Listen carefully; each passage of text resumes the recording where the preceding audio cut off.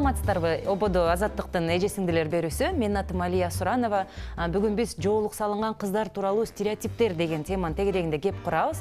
Бүгүн студиядагы биздин конокторубуз Мутакалим коомдук уюмунун төрайымы Жамал Фронтбек кызы, эркин журналист Изат Тургунбаева жана теолог эксперт Изаура Масиитова. Студияга кош келипсиздер. Саламатсыздарбы? Жамал эже, сиздин уюмуңуз атайын бир долбоор менен тарткан социалдык ролик бар экен. Ошону биринчи көрүп алалы, андан кийин талкуубузду уланталы.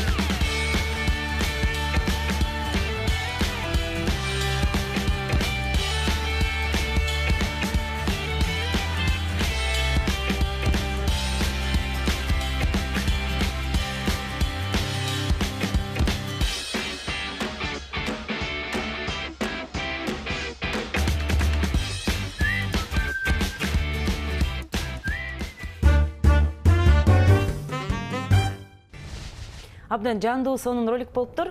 Ушундай социалдык роликти тартууга эмне түрткү берди? Биздин коомдо акыркы убакта ушундай хиджабчан кыздарга карата кандайдыр бир терс ой пикирдин пайда болушубу же кандай эмне түрткү болду? Эми бул роликтин ар бир сюжети бир жашоодон алынган десек болот да. Биз дагы ушул командабыз менен карап чыгып, кандайларды койсок деп, анткени акыркы ушул 3 жыл, 5 жылдан бери эле биздики мындай бир коом экиге бөлүнүп калгандай да.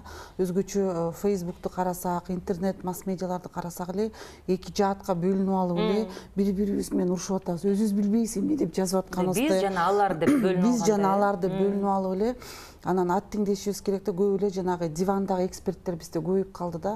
Эки тамганын башын кошо алышпайт, дин деген эмне экенин билишпейт, же болбосо мамлекеттүүлүк деген эмнени билишпейт, же өздөрү аял эмес ошол жоолук салынган жүрүп же бир запкы чеккенди анан эле критиковать этип эле жазгандар өтө көбөйүштү да. Анан биз ошого дагы ошол ролигибизди тартып атканда дагы мындай бир позитивдүү көргөзөлү дедик да. Ошол мусулман аялдар дагы бул да Кыргызстандын жараны, булар дагы жашайт, булар дагы күлгөндү билет, булар дагы мындай бир өзүнүн жашоосунда татынакай болуп велосипед тебкиси келет, булар дагы спорт менен машыкса болот, бул дагы ошол эң Кыргызстанда мындай бир жакшы университеттерде, институттарда окугулары келет, мүмкүнчүлүктөрү бар, булар дагы вышматты чыгара алышат деген ушундай бир позыв менен бир тартканбыз. Бул дагы ойлойбуз эми муну эки жак эки башка карашты да. Мисалы үчүн кээ бир диндеги адамдар бизге кайра жазышты. Силер туура эмес иш кылып атасыңар. Мисалы үчүн ошол эки жоолугун чечтиргениңер туура эмес, же болбосо спорт менен машыгып аткан көйнөгү кыска, ошондой бир негативдүү нерселерди да жазышты да. Кээ бирөөлөр болсо тескерисинче макташты. Бирок биздин бул жерде максатыбыз ошол коомдун эки жагын тең көргөзүп, ошол светтик коомго мусулман аял кандай жашайт көргөзгүбүз келди. Анын да укугу бар экенин мыйзам жагынан дагы, дин жагынан дагы. Ал эми диний жакка дагы бизде акыркы учурда көпчүлүк учурда эле кыздарын окутпай коюп атышат. Кыздарын ошол жогорку окуу жайларга сага эмне кереги бар окуп, үйдө отур деп тыюу салгандар акыркы 3 жыл, 5 жылда өтө көбөйүп кетти да. Анан биз ошого дагы муну мындай позыв кылып, анан баарыбыз билебиз, ошол радикалдуу экстремисттик уюмдарга дагы жаштар, кыз келиндердин киргишүү өтө чоңоюп өзүп атат да. Мисалы 2001 жыл 1% болсо, 2013 жыл 24%га чейин чыгып кеткени. Демек биз ушундай бир позитивдүү роликтерди алып чыгып, эмнеден чыгып атат? Эң биринчи ошол кыздардын, жаш келиндердин билим деңгээли светтик жактан дагы, анан кийин диний жактан дагы өтө ылдый болгондуктан булар өздөрүн мындай креативдүү ойлонушу же болбосо критикалык бир ой жүгүртүүсүн өтө аз болгондуктан ошол кыз келиндер көпчүлүгү ошондойлордун туткуну болуп калып атат. Биз ушул роликтерди дагы мындай ачык көргөзүп, силер да спорт менен машыккыла, билим алгыла, өнүккүлө, алдыга жылгыла, велосипед тепкиле, эркектер менен көчөдө учурашсаңар болот, колуңарды бербей, көчөдө күлүп жүргүлө деген мындай бир позитивдүү, ата энеңерге жакшы мамиле кылгыла деген бир баардык нерсени камтып биз позитивдүү бир чыгарганга аракет кылдык. Демек мындай светтик жана диний жашоону тең алып кете ала турган. Тең алып кетип, анан ошол мамлекетте дагы өзүн туура алып жүргөнгө, мыйзамдарды сыйлаганга, эми ошол билим алуусу, университетте окуусу, демек бул ошол мыйзамдарды сыйлаганга, өзүнүн жашоосун умтулганга, ошол эле мезгилде динди дагы кармап кеткенге. Кааласа намаз окуйт, кааласа жолук салынат, кааласа университетке окуйт, кааласа велосипед тебе турган бир открытый позитивди көргөзүп койдук да. Мыйзам эч кандай тыюу салбайт. Бул сенин колуңда, ошол кыз балдарга, келиндерге ошол жашооңду кандай кыласың, бул сенин колуңда, бүт мүмкүнчүлүгүң бар деген мындай бир позыв таштадык да. Рахмат. Иза Ыбрайым, сиз теолог катары, сиздин оюңузча бизде деген жалпысынан Кыргызстанда мусулман айымдарга болгон мамиле кандай? Жана ошол мамиле сиздин оюңузча канчалык, кандай десем, чындыкка жатат? Буга чейин мен ойлойм, общий мамиле негативдүү болчу да, көп негативдүү болчу. Азыркы кезде оңолуп баратат десек болот. И мына роликтен деле көргөнүбүздөй, көп ойлошот эле, что биз жоолукчаны уктайбыз, жоолукчаны үйдө жүрөбүз деп, жоолукчаны даже душка түшөбүз деп. Биз ошо стереотипти, наверное, жок кылыш үчүн ушу ролик эң сонун болуп тартылган деп ойлойм. И азыркы кезде жаштарыбыз деле, мусулман жаштарыбыз деле мындай өнүгүп баратат уже. Бирок баары бир жоолукчан айымдарга көбүнчө азыр все-таки негативдүү мамиле бар. Эмнеден келип чыгат ошол? Көбүнү ошо, кандай десем, бир тараптуу болгондугунан да. Дин деле карманышып, светтик закондорду билбей калып, көбүнчө мамлекетке какой-то бир каршы пикирлер менен чыгып, же илим албай да, бизди если жолук салтырбаса биз мектепке барбайбыз, окубайбыз деген, то есть илими жоктугунан. Такыр дин боюнча жашабайт, мындай бир ыймандуу кыздын образын кийип алып эле, мисалы, күйөөгө тийиш үчүн же болбосо ар кандай бир өзүнүн жеке кызыкчылыктары үчүн дагы ошондой тагынгандардын дагы саны көбөйдү деген да комментарийлерди көп окуп калам да. Ошол боюнча оюңуз кандай? Мен бул эжекелердин айтканына толук кошулам. Коомдо диний билим жок. Коомчулуктун диний билими сиңген эмес. Балким бар илимий билими күчтүүлөрчү, баягы химияны жакшы билгендер, же алгебраны жакшы билгендер, бирок диний илимди таануучулар азыр бизде жок болуп атат. Анткени Сиз барыбыз саясаттануучу болуп кетпедикпи? Саясаттануучу, кичинекей баладан баштап баары саясатты жакшы тааныйбыз. Ал эми динге келгенде, баягы 70 жыл биздин өзөгүбүздү кыркып келген да, дин жок, адамдын башына айланткан апийим деп. Анан кийин дин маселеси келип, баягы коомдо намазга жыгылгандар башталды, Кудайга ишенүүлөр, Аллахка гана кызмат кылуучулар башталды. Вот ошолор башталганда баардык адамдын диний билими жок болгондуктан ишенич деген ушундай болуш керек экен деп, жанагы хижаптан тышкары дагы мурунку ошо пайгамбарлардын жашоосундагы убактагыдай жашайбыз деп полдорунан бери сыйрып салгандар да бар азыр биздечи. Ошондой терс көрүнүштөр адамдарды экиге бөлүп салды. Булар деген сөз пайда болду, анан биз деген сөз пайда болду. Булар ушундай, булар ушундай. Анан жолук салынып алып, баягы кичинекей балага сандыкка конфет салып койдум, жебе десең ошону барып алып жейт да.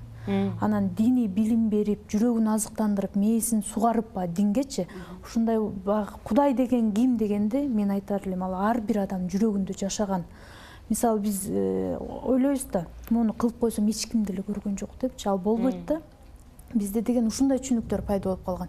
Сиз айткандай жолукту салынып алат, көчөгө туруп балдар менен өбүшүп атат да.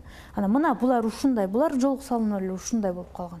Ошол жактан терс ой кетет. Баягы өзүнүн жүрөгү динге сугарылган эмес, баягы сыртына эле динди кийип алган, чаптанып алган, мындайча айтканда, наклейканы чаптап коюп алгандай эле чаптанып алат дагы. Анан ошону менен коомго чыгат.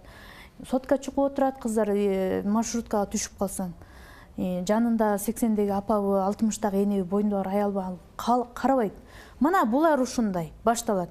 Ошол апаларда дагы, ошол жанында туруп калгандарда дагы түшүнүк жок да, бул деле биздей пенде. Бул динди түшүнөбү, түшүнбөйбү, мен билбейм деген ой жок да. Булар дейт дагы, ошонун баары экстремист, ошонун баары мындайча айтканда биздин түшүнүгүбүз менен айтканда фашист да бизгечи. Булар болбойт, булар минтип калышты, булар ушинтип жүрүп калды. Динди жакшы жүрөгү менен тааныса, сөзсүз эле чүмкөнүп алып, жанагы фанат болуп кеткендер да бар да, капкара паранжы жамынып алгандарчы. Сөзсүз эле чүмкөнүп алып ушинтип эмес, дин жүрөгүңдө жашаса, сен өзүңөн өзүң этекчиңиң узарат. Өзүңөн өзүң аврат жерлериң жаап басып каласың. Өзүңөн өзүң баштайсың да. Адам өзү баштайт. Аны бирөөнү мисалы азыр мен намаз окутсам, үй бүлөмдү бүт заставляйт этип, балдарымды, кыздарымды тандоо койбой. Алар 18-ге чыгып өзү тандап, балким ошо 18-ге чыккан чакты өзүнүн жүрөгү сугарылып бүтсө болду, мен намаз окуйм, мен кийинем дегенге кылбайлы, кичинекей балдардан баштап кийгизип салып атабыз, хижап оронуш керек деп. Анан мына булар ушундай. Булар балага тандоо койгон эмес деп. Анан ал баланын акыл эси, аң сезими өсүп жетиле элек, ал жанында кызынын чачын көрөт, прическа жасап жүргөн, да бирөөнү көрөт, лямка кийип жүргөн. Ошенткиси келип ичинен уйгу туйгу башталат, ал динди жакшы тааный элек. Анан ошолор эмне болот? Коомдо ошо бузуучу катмар ошолор болуп калып атат да. Анан ошо эң биринчиден намаз окуганда да азыр кыргыздарда мындай түшүнүк бар. Кыйналып кеткенде эле намаз окуй калыш керек да. Балаң ооруп калса намаз окуй калыш керек. Тура калыш керек, намаз окуй калыш керек. Как будто мындай Кудай менен сразу расчет кылгылары келгендер бар да. Ошондой түшүнүп алышкан диндичи. Намаз окуй калсам эле болду да.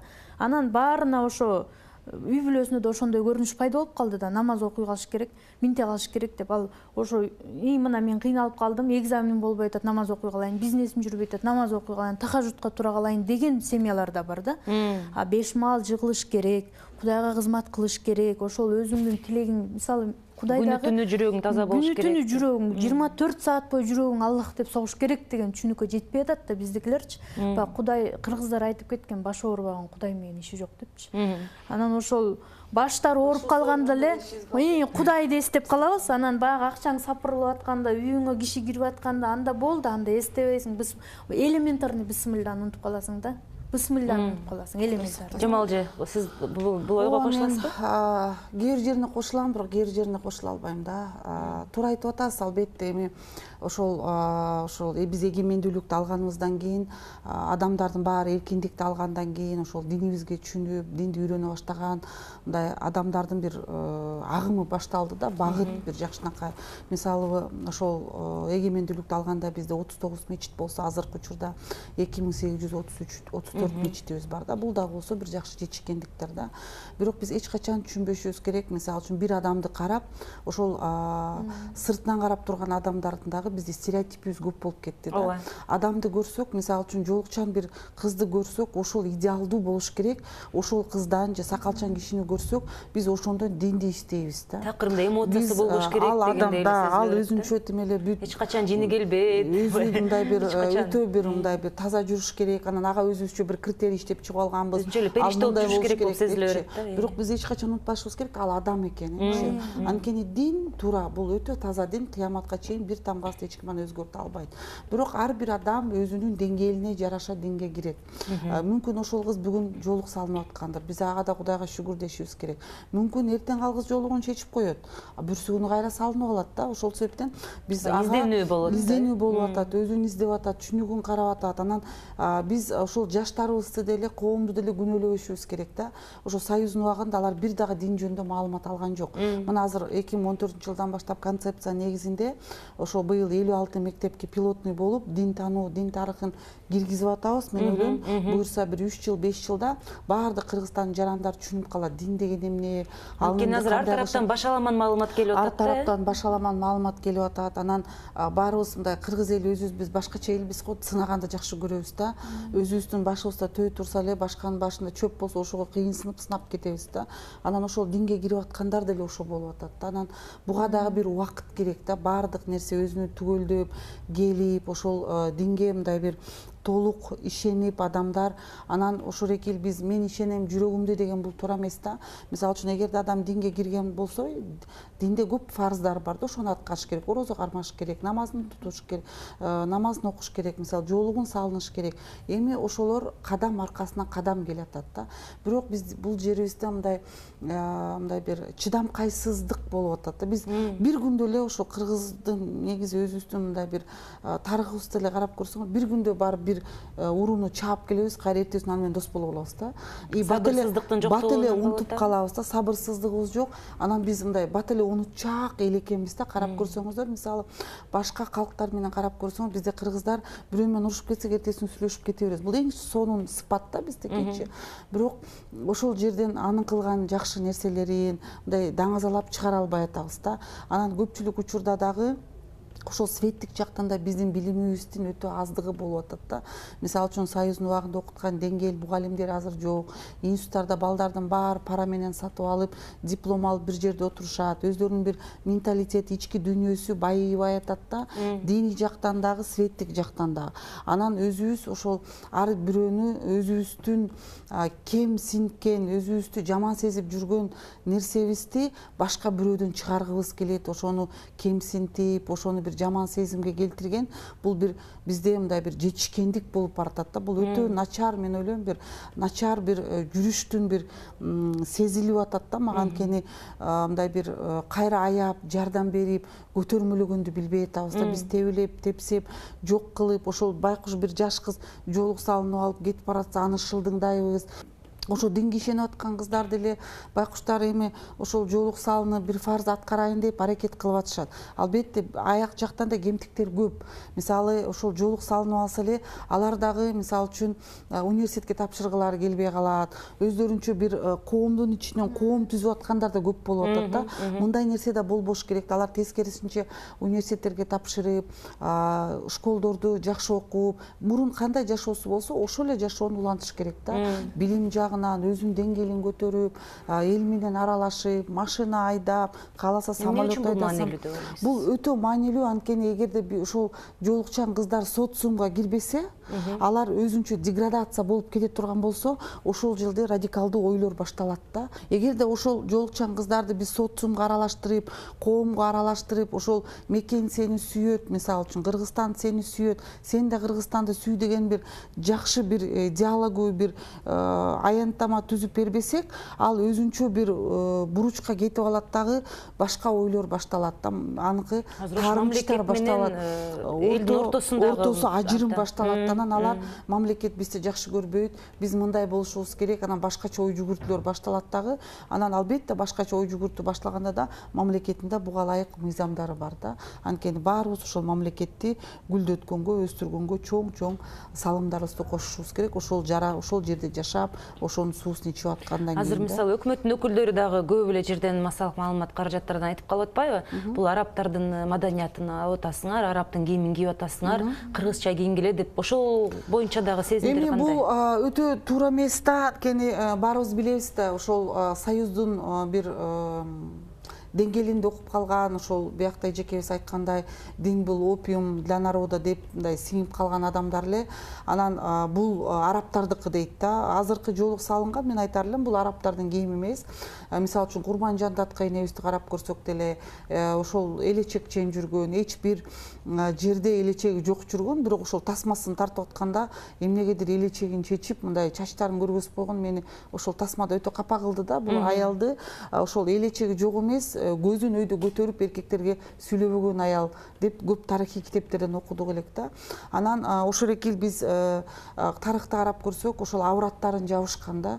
Биздин ошол салтыбызда деле кыз балдар турмушка чыгып атканда элечегин кийип, авратын жаап жүргөн. Элечек деген бул эмне? Биз өзүбүз ошол көчмөн калк болгонубуздан кийин биз балалуу болобуз, аял киши, же болбосо Кудай сактасын көчүп жүргөндө кепин керек болуп калса, ошол экил элечек элечегибизди чечип ошол эле канчалык элечеги жука болсо кыргыздарда бул байбиченин көп баласы бар экен деп койгондо ар бир баласына ошол элечегин кесип оромол кылганда анан азыркы учурда карап көрсөк эми андай элечектин кийиштигин шарт эмес да.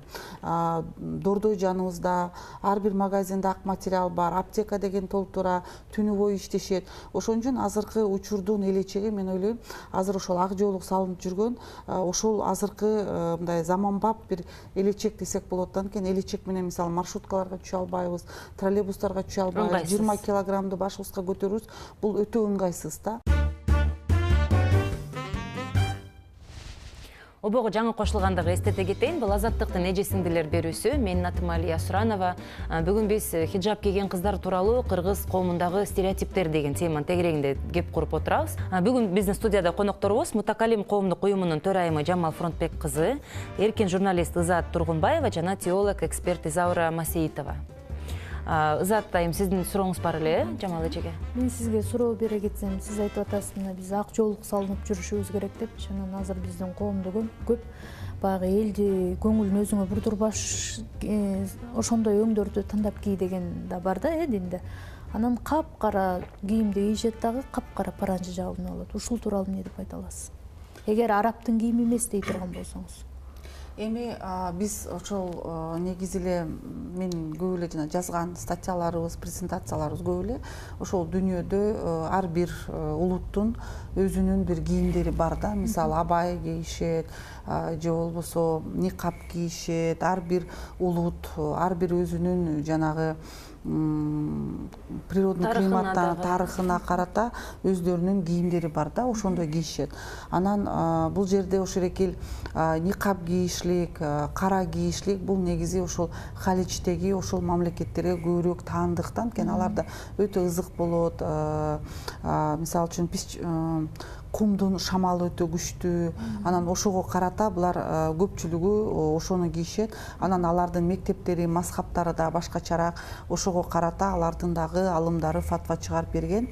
Бирок биздин Абу Ханифа мазхабы боюнча бизге ошол азыркы учурда биз кийинип турган ошол бетибиз көрүнүп, колубуз, анан кызыл ашыктан ылдый жагыбыз көрүнсө болот. Ошол себептен Кыргызстанда ошол Орто Азияда же болбосо стан деп бүткөн бүт мамлекеттерде ошол Абу Ханифа мазхабын кармангандар ошондой кийинип жүрө берет да. Эми ар бирөө каалаган өңдүү жоолукту салынса болот да. Эми азыр жаштарыбыз өтө креативдүү болуп атат. Кызыл көйнөк кийсе кызыл жоолук салынса, сары, ал кимге кайсы жарашат салына берет да. Бирок негизи ошол авратын жабуу да. Азыркы кезде ошол мусулман хижапчан кыздарыбыз көбүнчө пайгамбарыбыздын аялдарын мындай сүннөт катары тутуп, сүннөт карманабыз деген максатта кийиши мүмкүн деп ойлойм.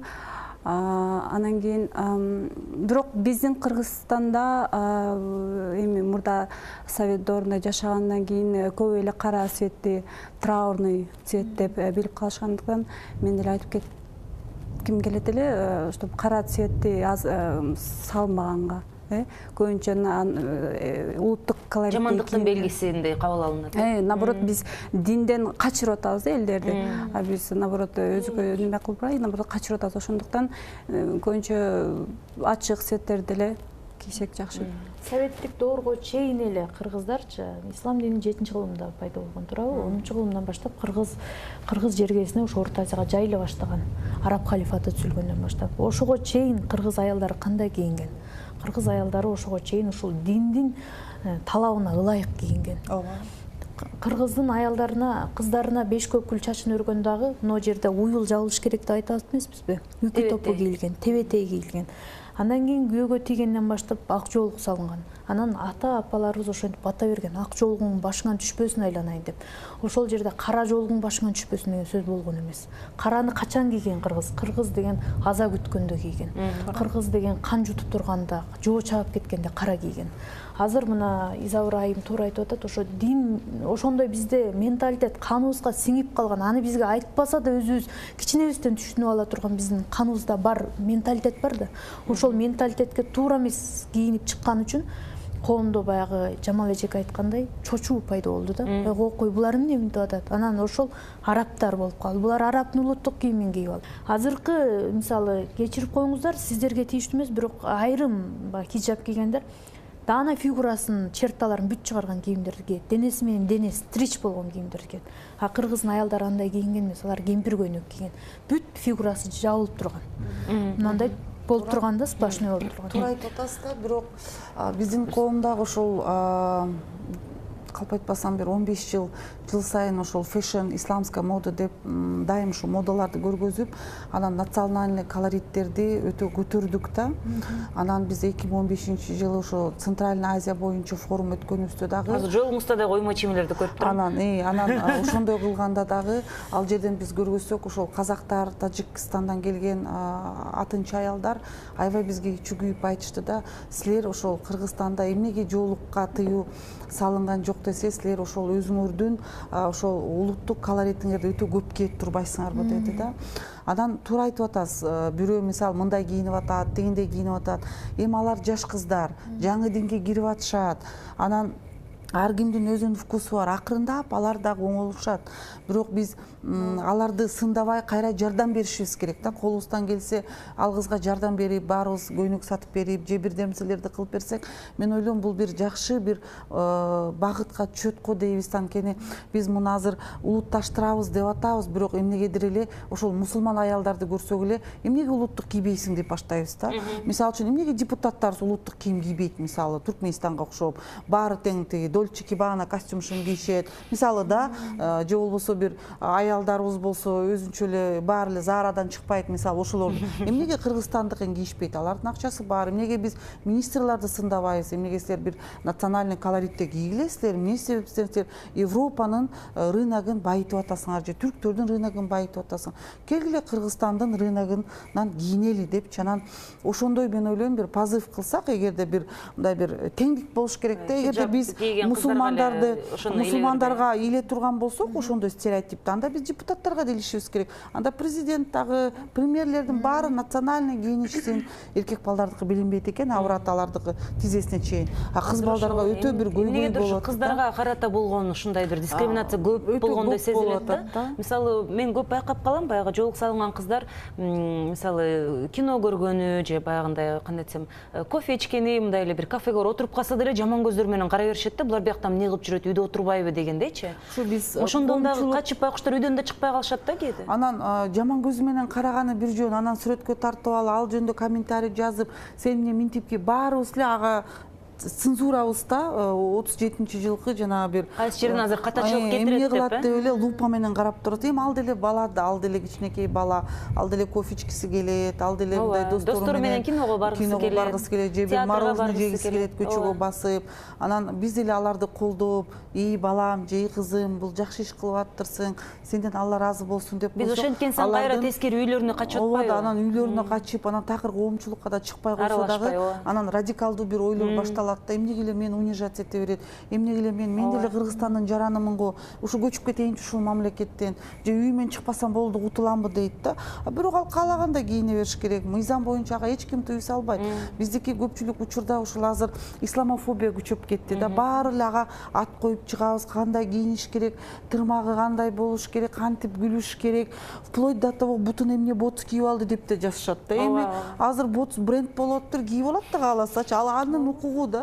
Жарандык укугу да, эмнеге биз аны ага тыюу салышыбыз керек? Мисалы үчүн роликте да биз ошол кызды велосипед тепкизсек, баары жазып атат, шайтан аруаны эмне тебип алат. Ал тебиш керек да. Ал спорт, уяттуу жерин көргөзгөн жок.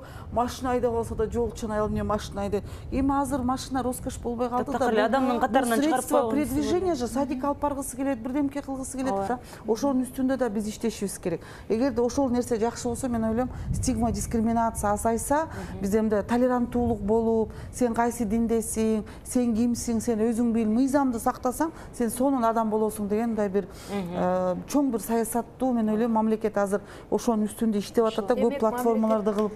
Изаурайым, сизге дин таануучу катары кайрылайынчы. Сиздин оюңузча бизде азыр ушул коомдогу мусулман аялдардын орду кандай? Мыйзам жактан, укуктук жактан, укуктары корголобу, ошол жоолук салынган айымдар өздөрүнүн укуктарын өздөрү коргой алабы, билишеби? Ошол тууралуу сиздин оюңуз кандай? Көп мусулман аялдар өздөрүнүн укуктарын билишпейт. Өздөрүнүн укуктарын коргой алышпайт. деп ойлойм. Көп көрөм ошондой мындай көп болуп калганда күйөөгө тийгенде дагы нике кыйып эле жашай беришет депчи. Анан жанагындай расмий регистрация жок болбой калгандыктан кийин абдан көп мындай көп ошондой учурлар нике менен эле ЗАГСка турбай эле кийин балдар менен калып калган. Ошо эркек таштап кеткен учурлар көп. Балдар менен калып калып, же образованиясы жок, иштейин десе, же балдарын бере албайт, акчасы жок, садикке бере албайт. Сен ЗАГСты эмне кыласың деп эле айтып коюп. Ооба, бизге нике жетет депчи. Бирок ошону кийин ойлошпойт да. Азыр жетет, ошо мен бактылуу болуп кеттим, бирок ал эркектин кандай экендигини билбей туруп эле тийип алып, анан көп ошондой укугу тепселенгендер көп. Анан мен ойлойм, азыр, например, хиджаб кийин дегендер болсо, эмне кыласың хиджаб кийип, сен если жаш кыз болсо сен эртең күйөөгө тие албай каласың, же сен окуй албай каласың, же сен иштей албай каласың дегендер дагы көп. Бир жагынан мен ойлойм, мусулмандар өздөрү деле бул ушундай стереотипке себеп депчи. Анткени жол салынды, болду, мен только дин жактан илим алам, болду, мага это хватает, мен ушул менен жашайм, болду, мен күйөөгө тийсем болду, балдарды төрөсөм болду, мен үйдө отурам. И кийинки немесин ойлой эле ошентип калып калышат. Ошондуктан көп светтик немеде жашаган адамдар коркушат да. Бул кыздарына хиджаб кийсе жок, кийбейсиң, сен артта калып каласың. Ушундай бир стереотип бар. Эгерде хиджаб кийсе, демек бул коомдон артта калып калган. Буга биз өзүбүз деле себеп деп ойлойм да. Мы сами виноваты дегендейчи. Азыр абдан көп кыздарды көрүп жатам, хиджаб кийген менин да тааныштарым бар. Жанагындай программирование деп коет го. Коддорду жазып, уюлдук телефондорго карагандай баягындай орусча айтканда приложение деп коет, ошолорду тиркемелерди жазышып, абдан сонундай нерселерди жасап атышат да. Азыр полубиатлонистка кыз бар экен Кыргызстанда, жоолукчан кыз экен. Анан биз дагы азыр ошол коомубуздун негизинде Кудайым буйрса декабрда бир чоң результаттарды көрөсүздөр. Ошол 20 айымды, лидер айымды дайындап атабыз азыр. Алар да өзүнчө эксперт, теолог болуп чыгып сүйлөгөнгө, өзлөрүнүн укуктарын коргогонго, анан көпчүлүк учурда дагы ошол айымдар мындай бир өздөрүнчө бир пример болуп, силер дагы окугула, билим алгыла, умтулгула, доктор, профессорлуктарыңарды жазгыла деген бир жетекчи. Анан көп эле мен айымдар менен Кыргызстан боюнча жолуксам эле жергиликтүү кеңешке депутаттыкка койбойсуңарбы десем, бизге койсок болобу? Эмнеге болбойт, мыйзам боюнча ушундайсыңар десек, аларда көп информация жок болуп атат. Изаур айым туура айтып атат.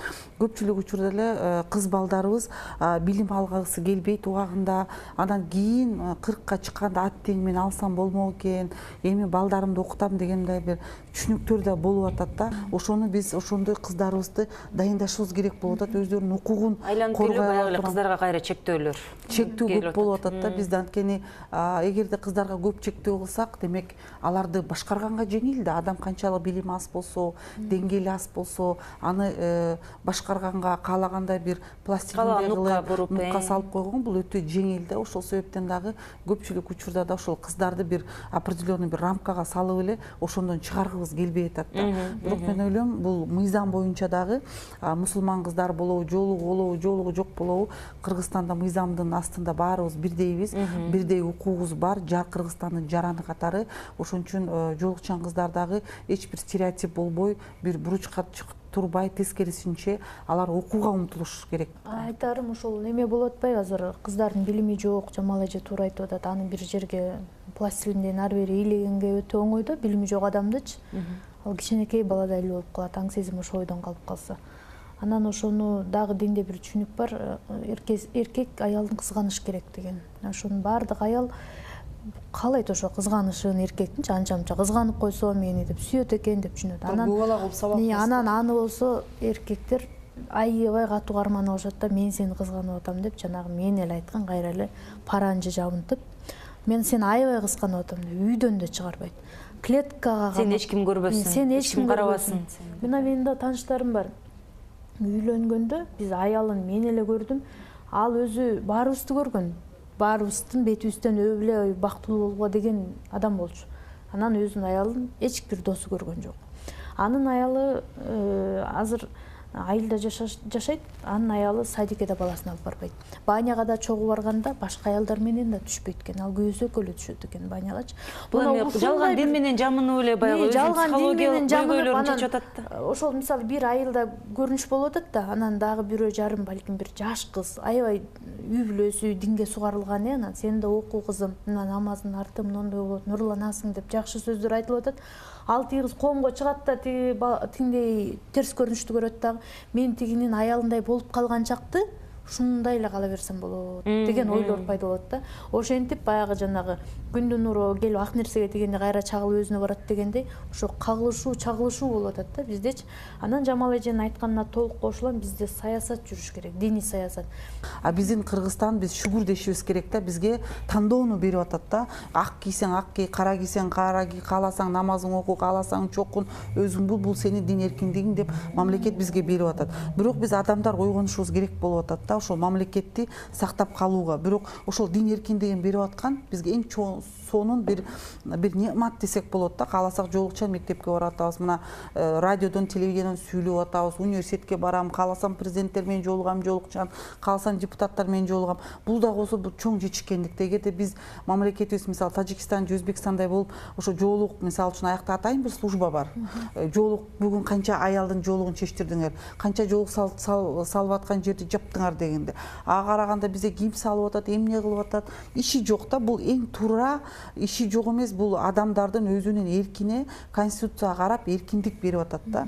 А эгерде биз баарына бүгүн ак көйнөк кийип сакалыңарды кыргыла десе, мамлекеттин күчү жетет. Муну бир күндө эле кылып коет. Бирок кийин кайра терс таасирин тийгизет. Терс таасири болот, ошон үчүн бул пружина обратно кетет да. Ошон үчүн мамлекет буга кеңири берип, өзүңөр ойлонгула дегенде, биз жана камыр өзүнчө ачыгандай азыр ачып атабыз да. Ар кимибиз эмнени билсек, жанагы бала жаңы тамтаңда басканда ар кандай басат го, ошондой бир системага. Мен ойлойм бир 5-10 жылда да Кыргызстан бир нукка түшүп калсак, Кудайым кааласа, биз дагы бир ошол мыйзамды сыйлоо негизги принцип болуш керек да. Ооба, бизде тилекке каршы убакыт дагы келип жетти. Ушу менен анда берүүбүздү акырындап жыйынтыктай берели. Демек биз бул жерден айымдарга жолук салынабы, салынбайбы? Биз ушул жерден кандайдыр бир чектөө койбошубуз керек. Сен мынтип жашашың керек, сен үйдө отурушуң керек, же болбосо тескерисинче сен көчөгө чыгышың керек деп. Бул жерде ар бир айымдын өзүнүн тандоого болгон укугун биз кандай десем ыйык сактап, ошону бир урматтап келишибиз керек. Анан сиз Жамал айтып кеткендей, мен сиздин оюңузга толук кошулам. Биздин мамлекетте кандай десем ошо диний жана светтик жашоону тең алып кетсе, биздин кыздар дин эркиндиги да жакшы берилген бизде. Ошол эле учурда өз укуктарын дагы билип, билим алып, кандай десем ошо светтик жашоого да аралашып, коомго да аралашып, өзүнүн үнүн жеткире алган айымдардын саны көп болсо, анда мен оюмча ушундай бир түшүнбөстүктөр жана сабырсыздык убакыт менен бара-бара балким азайып, кичине мындай бир бири бирибизди жакшы түшүнүп, мындай биз жана алар деген бөлүнүү мындай жокко чыгар деп ишенем. Анда келип бергениңиздер үчүн чоң рахмат. Бул Азаттыктын эжесиңдилер берүүсү болду. Менин атым Алия Суранова. Бүгүн биз жолук салынган айымдар тууралуу стереотиптер деген теманын тегерегинде кеп курдук. Бүгүн студияда биздин конокторубуз Мутакалим коомдук уюмунун төрайымы Жамал Фронтбек кызы, эркин журналист Ызаат Тургунбаева жана теолог эксперт Изаура Масеитова болду. Келип бергениңиздер үчүн чоң рахмат. Эмки берүүгө чейин сак саламатта болуңуздар.